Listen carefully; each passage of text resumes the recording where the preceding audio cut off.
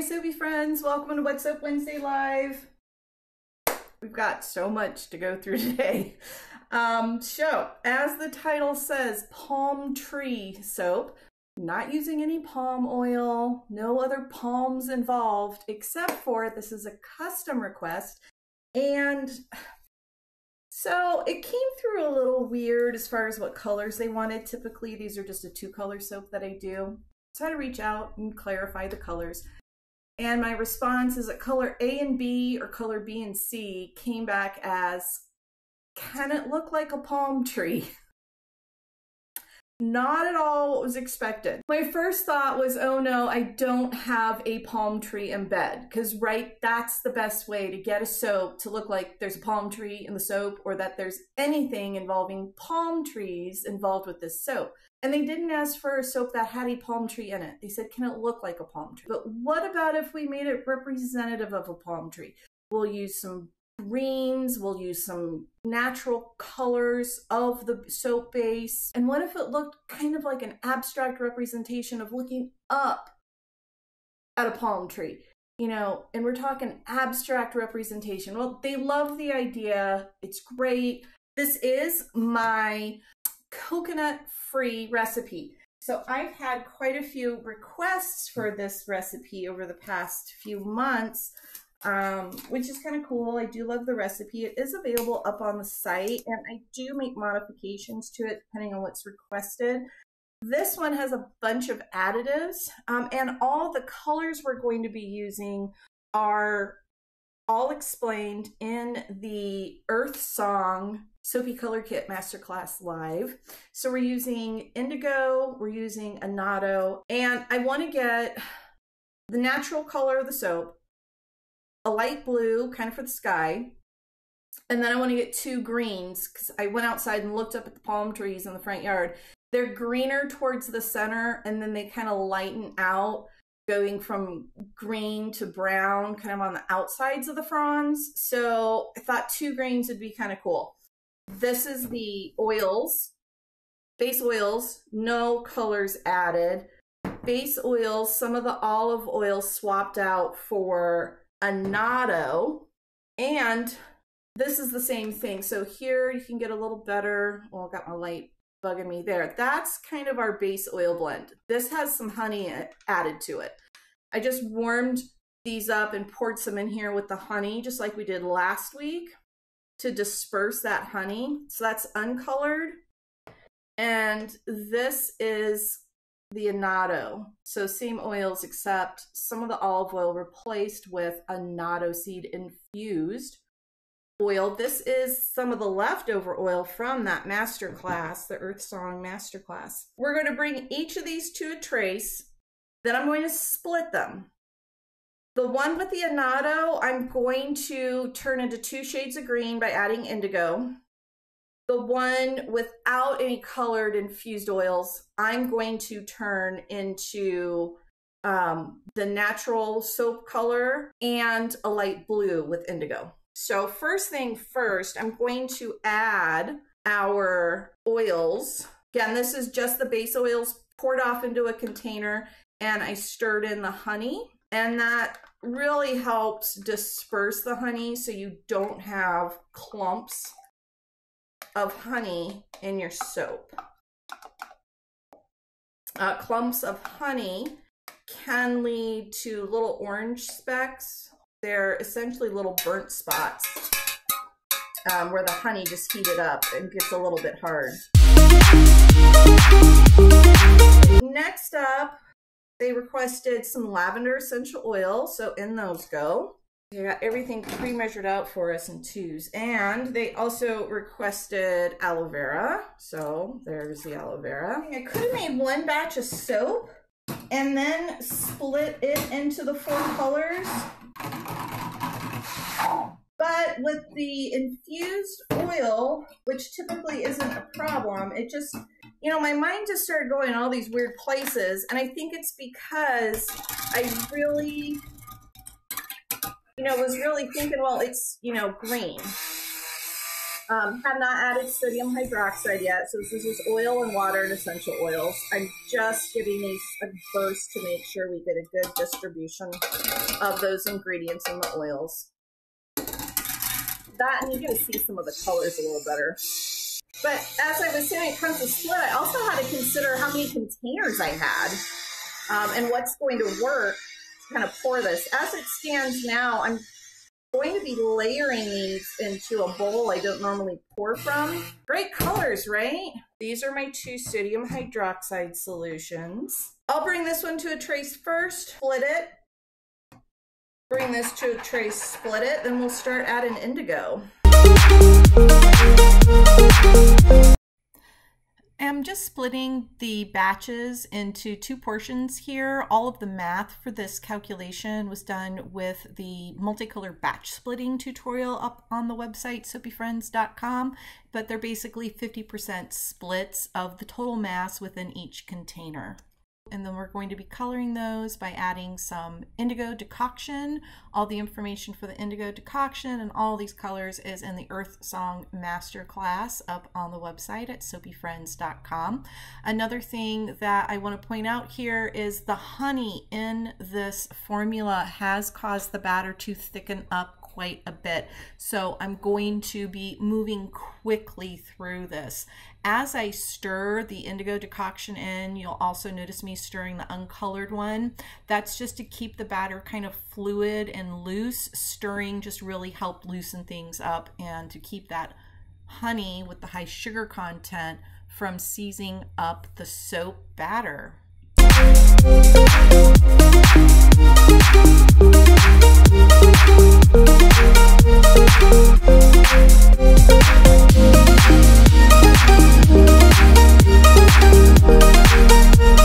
One pot wonder, whatever goes in first comes out last.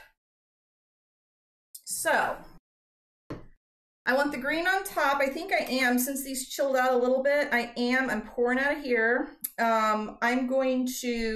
I teared this out and I'm going to do some rough-ish ways on these because I have to pour these into 2 separate molds. And that was another conundrum I had because, well, I just don't have a mold big enough to do it.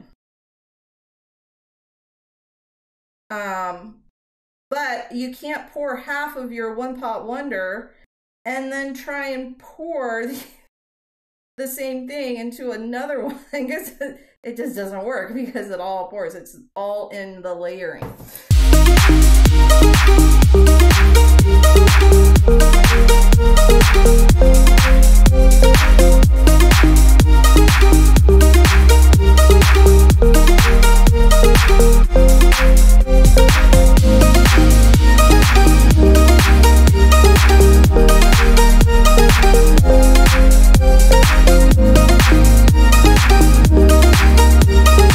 Trying to scrape most of it out so I have somewhat of a clean bowl for the next mold. All right, so now we do the exact same thing.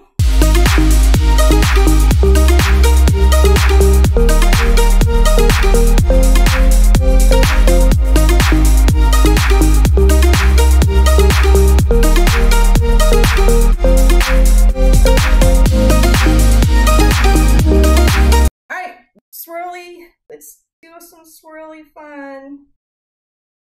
Just kind of dragging these around. Just it's just a figure 8 or an infinity. I remember when I first was thinking about doing swirly soaps. Oh my gosh, it took me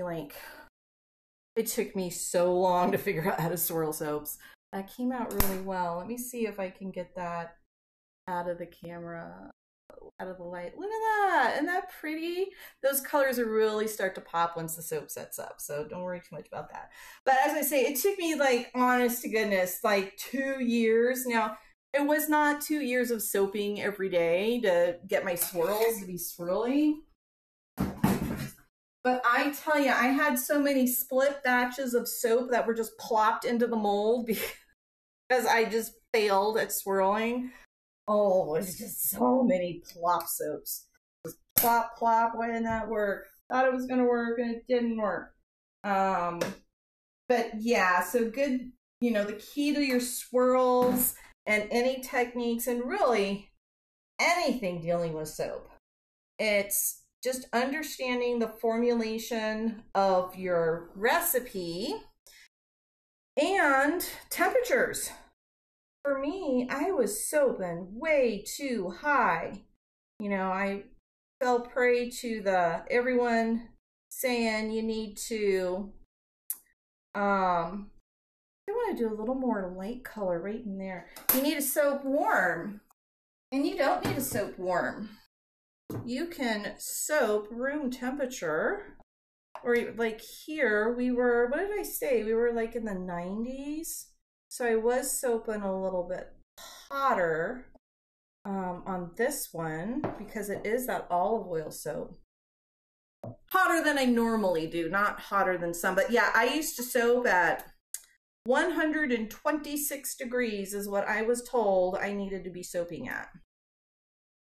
And soaping that hot, swirls are not going to happen. They will not happen for you. I was even doing the whole make sure your oils and your lye are exactly within, what was it, like 10 degrees, 5-10 degrees of each other or something. I'm so glad I added that extra little lightness to brighten that up. So these are going to be cut just into standard bars. So a standard cut on this. Oh my goodness, I hope they look reminiscent of palm fronds, even with all that acceleration. I mean, we got some pretty soap, that is for sure. I cannot wait to see how the blue came out. You can see a little bit of it right there. Definitely glad I added that extra indigo at the end. If you want to know more about these colors, color blending, and how I do all this stuff, my recipes, all my gizmos and gadgets I've got, that's all up on soapyfriends.com. There are links in the description below. I also remember to include a link to my Amazon list for you.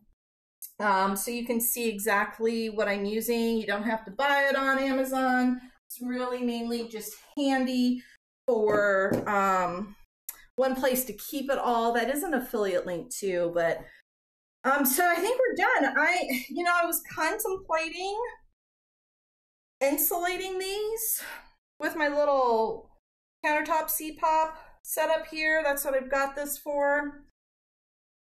These are my, when I do my micro batching, I'll do like a full bar of soap. These are my little small beakers. These are great. They're 250 milliliters. Well, they also happen to be about 1/4 of an inch taller than these molds, which means with one on each side, ta-da. I'm going to keep an eye on them for about an hour. I'm going to keep an eye on the temperature. I don't want it to get too hot. So if it gets too hot, it's going to start to, hot process in the mold. Honestly, I've never had this recipe do that, but how fast that honey made things move kind of got me thinking. I mean, it was honey and lavender. Now, lavender can accelerate a smidge, but it does not accelerate too much from what I've noticed. I never really, I guess floral essential oils do accelerate, but I've never really had it accelerate, so I couldn't work with it. But I guess combined with the honey, slightly warmer, all that stuff, just definitely move faster on us, all due to heat and sugars. So that's going to continue to happen as this saponifies. But it just means I need to keep an eye on it because I don't want to, I'm going to zoom in for you here too so you can get more of the pretty soap while I finish yip in here. I don't want it to overheat. If it overheats, it's going to crack. Definitely don't want that. But at the same time, I want a nice consistent gel through this. So hence putting this lid in quotes over it, because it's not like full lid on top, but it definitely is helping the heat to retain. That might be enough. If it's not, I've got my handy dandy heating pad here, and I might place it on top just to keep the airflow around the soap warm, because cold airflow around your soap, that's going to lead to ash as well. So a lot of variables going on with that temperature, and I'm not going to, you know, you don't have to like seriously obsess over, keep an eye on it. If it was coconut oil, I for sure would, because that can, like, you know, boom, in a minute, all of a sudden you got a volcano in the mold. I'm not expecting any of that from this one, especially how well it behaved itself once we started stirring. We're sitting right at around 90 degrees on these. Kind of thinking the first hour, I can just do this, leave it, and then I'll come back in an hour and check on it. Probably am going to end up putting the heating pad on it just to keep it nice and toasty warm. Not hot, but warm, while it sets up. And I really want an edge-to-edge gel on these. Okay, that's all my long-winded rambling for the day. Thank you so much, Soapy Friends, for soaping with me. I will definitely show you the cut. Hey, Soapy Friends, this is a cut of a impromptu live I put up on Facebook when I was cutting these. So sorry for the horrible videography here, but check out the cut. One, keep in mind, I'm doing this one-handed while also holding the phone in the other hand. The soap here is very soft. It's just really weird cutting something with one hand. But here you go. Okay, look at the great swirls we got, but check out that weird border on this. Yeah, what's going up here? Okay, wait for it though. You see the color changing? So the center is where it was the hottest, and this will expand all the way to the edge, but just watch the color change as the oxidation happens. Now this color does not stay, but it is so cool to watch it happen. What I suspect is happening is, well, one, we know it's the oxidation because it's happening as it's exposed to air, hence oxidation. But I think it's because of all of the sugars that are in that honey. So this honey played a lot of really cool color tricks on us. But yeah, I just love that teal. Very similar to what you'd see if you're using indigo with milk, so anything with the lactic acid in it. And we will see that blue really fade down to a traditional indigo blue in just a minute here when we look at the cured soaps about a week later after all of the indigo has bloomed. But yeah, check out that beautiful turquoise we got. So super fun. All right, Soapy Friends, here we are about a week later, and the indigo has finished blooming. These technically do need a few more weeks to cure up, but our colors should stay about the same. We have our two shades of green, we have the blue, that wonderful neon, crazy cool oxidation did chill out, and you'll notice that the color evened out edge to edge. Super happy with these. Definitely remind me of a palm frond blowing in the wind. Thanks again for soaping with me, Soapy Friends. Until next time, happy soap making.